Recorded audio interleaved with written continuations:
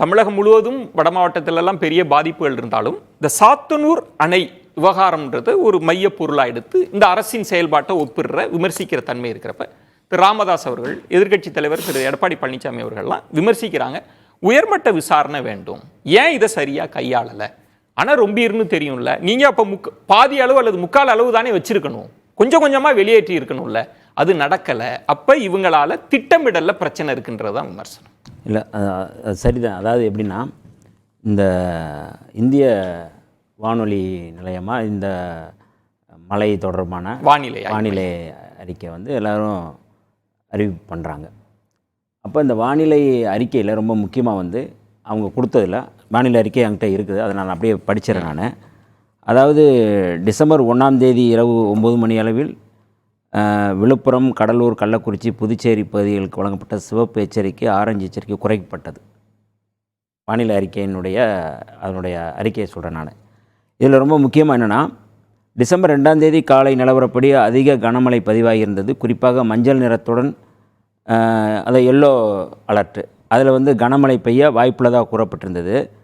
கிருஷ்ணகிரி மாவட்டத்தில் ஊத்தங்கரையில் 50 சென்டிமீட்டர் மழை, ஆரஞ்சு நிறத்துடன் மிக கனமழை பெய்யும் என சொல்லப்பட்ட விழுப்புரம் பகுதியில் வந்து 42 சென்டிமீட்டர் மழை, தருமபுரியில் வந்து 33 சென்டிமீட்டர் மழை, கள்ளக்குறிச்சியில் வந்து 32 சென்டிமீட்டர் மழை. இது எல்லாமே அவங்க மழை பெஞ்சிருக்கு. நாங்களாம் வந்து மாவீரர் நாள் 27 நிகழ்வு நாங்கள் நடத்துகிறோம், தாம்பரத்தில் நடத்துகிறோம் சொன்னோம். இந்த மழை வெள்ளம் புயலுங்கிறதெல்லாம் நாங்கள் மாற்றுறோம். ஆனால் அன்றைக்கி மழையை காணோம், புயலும் காணோம், எதையுமே காணோம். அப்போ வந்து ஒரு வானிலை நிலையம் வானிலை வந்து நீங்கள் வந்து அதை அறிவிக்கிறாங்க அப்படின்னா, அந்த அறிவிப்பின்படி அதில் இல்லை. நீங்கள் வந்து சாத்தனூர் டேம் நிரப்பப்பட்டதற்கும் அங்கே வந்து திறந்து விடப்பட்டதற்கும் இதுக்குமான ஒரு ரெண்டுக்குமான ஒரு தொடர்பு நீங்கள் பார்க்கணும். நீங்கள் எப்படி வந்து அதை வந்து நீங்கள் அறிவிக்கிறீங்க, வந்து வரும்னு சொல்கிறீங்க. அந்த வானிலை வந்து நீங்கள் வந்து முன்கூட்டியே அறிவிக்க வேண்டிய ஒரு இடர்பாடு, தேசிய இடர் இருக்குது, பேரிடர் இருக்குது அப்படின்னு நம்ம சொல்கிறோம். கணிப்புல சிக்கல் அதில் ரொம்ப ரொம்ப தெளிவாக வந்து கொடுத்த அறிக்கையில் வந்து இவர் வந்து நம்முடைய மரியாதைக்குரிய தமிழ்நாடு அரசு கொடுத்த அறிக்கையில் வந்து அதில் குறிப்பாக ஏவா வேலு அவர்கள் அமைச்சர் அவர் கொடுத்த அறிக்கையிலே அவர் தெளிவுபடுத்துகிறார்.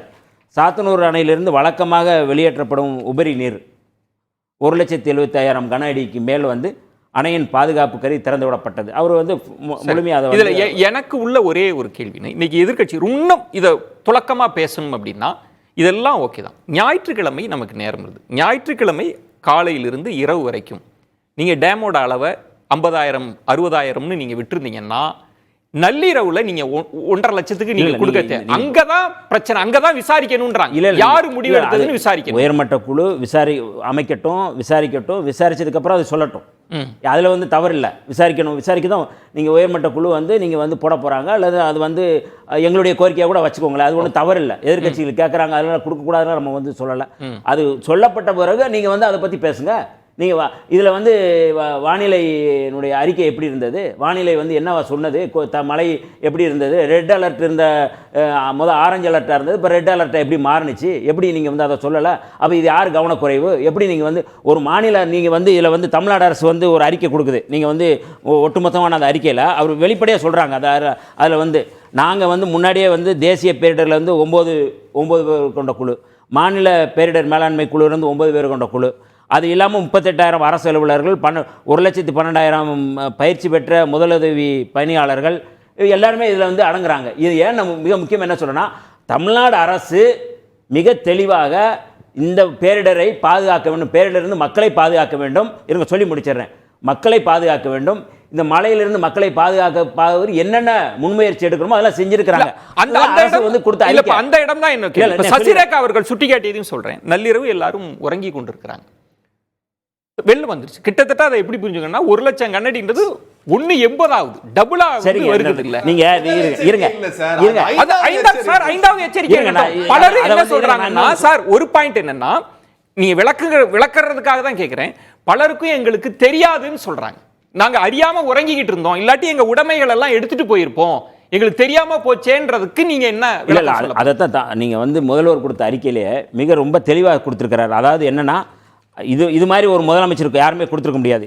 இந்த பேரழிவின் காரணமாக 12 மனித உயிரிழப்புகளும் முதல்வர் கொடுத்த அந்த செய்தி குறிப்பில் 2416 குடிசைகள், 721 வீடுகள், 963 கால்நடைகள் ஏற்பட்டுள்ளது. மொத்தம் வந்து 2,11,139 ஹெக்டார் பரப்பளவிற்கு விவசாய மற்றும் தோட்டக்கலை நிலங்கள் வெள்ளத்தில் மூழ்கியுள்ளன. இது எல்லாமே முதலமைச்சர் அவர் ஒப்புக்கொண்ட அறிக்கை தான். அப்போ ஒப்புக்கொண்டது நீங்கள் இதே மாதிரி செம்பரம்பாக்கத்தையும் நீங்கள் ஒப்பிடுங்க. இருங்க நான் சொல்லிடுறேன்.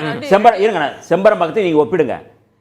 வெளிப்படையாக ஒரு முதலமைச்சர் நேர்மையாக ஒரு அறிக்கை கொடுத்து இந்த மக்களை பாதுகாப்பதற்கு நாங்கள் இதெல்லாம் செஞ்சுருக்கிறோம், அதற்காக இருங்க ஒன்றிய அரசு 2,475 கோடி ரூபாய் நீங்கள் ஒதுக்கீடு செய்யணும் அப்படின்னு சொல்லி சொல்கிறார். இதை நாங்கள் சொல்லலை.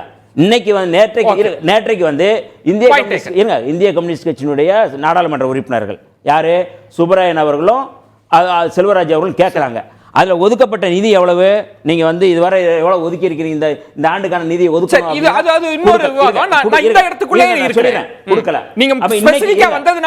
இதுல ரொம்ப முக்கியமா நான் சொல்ல வந்துச்சுறேன். இதில் ரொம்ப முக்கியம் நான் குற்றம் சாட்டுறது என்ன காரணம்னா, இன்னைக்கு எங்களுடைய தலைவர் எழுச்சி தமிழர் அவர்களும் எங்களுடைய நாடாளுமன்ற உறுப்பினர் அறிஞர் ரவிக்குமார் அவர்களும் உள்துறையினுடைய இணையமைச்சர் சந்திக்கிறார். சந்திச்சு நீங்க தமிழ்நாடு முதலமைச்சர் இந்த மக்களுக்கு பாதிப்பு ஏற்பட்டிருக்கு, இவர்களுக்கு ஒதுக்கக்கூடிய நிதி 12,465 கோடி சொல்றோம். இதுல யாருமே ஒன்றிய அரசு இவ்வளவு பாதிப்பு இல்லைங்க. இது ரொம்ப முக்கியம். நீங்க வந்து சாத்தனூர் டேம்ல இன்னைக்கு உள்ளே குதிச்சிடாதீங்க, அதுல இருந்து வெளியில வாங்க. நாங்க வைக்கக்கூடிய கோரிக்கை என்னன்னா, தமிழ்நாடு அரசு நீங்க இந்த பேரிடர் நிதிக்கு எவ்வளவு ஒதுக்கி இருக்கிறீங்க, அந்த நிதியை கேட்கறதுக்கு எதிர்க்கட்சி தலைவருக்கு முதல்ல துணிச்சல் இருக்கு. அதை பத்தி பேசுங்க, ஒன்றிய அரசு கேளுங்க. அதை பத்தி கேட்காம நீங்க பேசுறீங்க. சசிரேகா ஒரு ரெண்டு விஷயமா எடுத்துக்கலாம். ஏன்னா நிவாரணத்துக்கு மத்திய அரசுக்கு அழுத்தம் கொடுக்கணும்ன்ற ஒண்ணும், பிரசன்னா தொடர்ந்து சொல்வது 25ஆம் தேதியே முதல் கட்ட எச்சரிக்கை கொடுத்துட்டாங்க, எப்படி திட்டமிடல் இல்லாம கண்ண மூடிட்டா இருந்தோன்னு அவர் கேட்கிறார்ல. 25ஆம் தேதியே கொடுக்கப்பட்டு விட்டது. விழுப்புரம், கள்ளக்குறிச்சி, கடலூர்ல இருக்கிற மாவட்டங்கள்ல இருக்கக்கூடியவர்கள் அந்த எல்லாரும் வீட்டுல இருந்து வெளில வந்துருங்கன்னு கொடுத்தீங்களா? 14 மாவட்டங்கள் வெள்ள அபாய எச்சரிக்கை அந்த பக்கத்துல இருந்து வந்துருங்கன்னு சொன்னீங்களா? நீங்க விழுப்புரம், கள்ளக்குறிச்சி, கடலூர் எந்த கொடுக்கப்பட்டிருக்க அறிக்கை இருக்கு. 14 மாவட்டங்கள் அலர்ட் கொடுத்திருக்கு. அதாவது போற போக்குல யாரும் சொல்லாதீங்க. 14 மாவட்டங்கள்ல கொடுக்கப்பட்டிருக்கு. நீங்க பேசுறாங்க சொல்றாங்க. இருங்க, முதல் கட்டம் சாத்தனூர் அணை திறக்கப்பட்டதன் அடிப்படையில் பாதிப்பு அதிகமா இருக்கிறது. இன்னைக்கு விழுப்புரம், கடலூர், கள்ளக்குறிச்சி, திருவண்ணாமலை, சேலம் அந்த பகுதிகளில் தான் நம்ம வந்து பேசிட்டு இருக்கோம். இப்போ சென்னை எல்லாம் கூட தான் பாதிப்பு இருந்தது, கொளத்தூர்ல இருந்தது, எங்க பகுதி வடசென்னையில இருந்து, அதெல்லாம் கூட விட்டுருங்க. நீங்க பெரிய பாதிப்பு கிடையாது. 9 சென்டிமீட்டர் 7ல இருந்து 9 தான், அதுக்குள்ள வரல. இப்ப சென்னையில இருந்து வெளில போயிடலாம். ஆனா சொன்னாங்க சாத்தனூருக்குள்ள குதிக்காதீங்க. சாத்தனூர் குதிச்சு வெளியில வந்ததால தான் இந்த பிரச்சனையே. இன்னைக்கு நான் என்ன கேட்கிறேன், நீங்க எத்தனாவது முறை சொன்னீங்களோ, நீங்க நல்ல சாவகாசமா ஒரு 2ஆம் தேதி 3ஆம் தேதி ஒரு அறிக்கையை கொடுக்குறீங்க. அது இல்லங்க பிரச்சனை. இப்போ சனிக்கிழமை நள்ளிரவு 2 மணில இருந்து மழை வருதுங்க. நான் திங்கட்கிழமை காலையில் வரைக்கும் என்ன செய்து நான் சொன்னேன், அந்த கணக்கு சொன்னேன். எவ்வளவு வன்னியர் சொன்ன ஒண்ணே சொன்னாங்க, நிதி பற்றி நீங்கள் சொல்ல முடியுமா, நிதி பற்றி சொல்ல முடியுமா, சொல்லலையா எதிர்க்கட்சி தலைவர் கேட்கிறார். நான் என்ன சொல்றேன், நாங்க சொல்லாமலாம் இல்ல, நாங்க வாங்காத நிதி கிடையாது. தானே புயல்ல இருந்து, ஒக்கி புயல்ல இருந்து, வர்தா புயல்ல இருந்து, கஜா புயல்ல இருந்து, கஜா புயல் ஒண்ணு எங்களுக்கு சொல்லிட்டு வரல. நாங்களும் அன்னைக்கு எழிலகத்துல தான் இருந்தோம். அன்னைக்கு முழுதும் பாதிக்கப்பட்டது. உடனடியா எங்க அமைச்சர்கள் குழுவோடு அங்க இருந்தாங்க மறுநாள் காலையில். நான் சொல்ல வரது இதுல எல்லாம் உங்க நிலைப்பாடு என்ன? எல்லா பேரிடர்கள் எல்லாம் மிகப்பெரிய பேரிடர்கள், கொரோனால இருந்து சுனாமி வரைக்கும் நாங்க பார்த்தவங்க தான், நிதியை வாங்கினவங்க தான், போராடி பெற்று கொடுத்தாலும் கொடுக்கலனாலும் நாங்க இங்க சிறப்பா செயல்படுத்தி காட்டணும். சென்னையில நீங்க சொல்ற அந்த சமயத்துல 2000 கார்டுக்கும் கொடுத்தோம். ஒரே நிமிஷம் விஜய், இவர் சொல்றாரு நீங்க உங்களுடைய நிலைப்பாடு என்னன்னு கேக்குறாரு. இன்னைக்கு கள்ளக்குறிச்சியில 100 பேர் செத்தாங்க. விளிம்பு நிலை மக்களுக்காக ஒடுக்கப்பட்டவர்களாக கட்சி நடத்த சொல்றீங்க. அதுல உங்களுடைய நிலைப்பாடு என்ன விஜய்?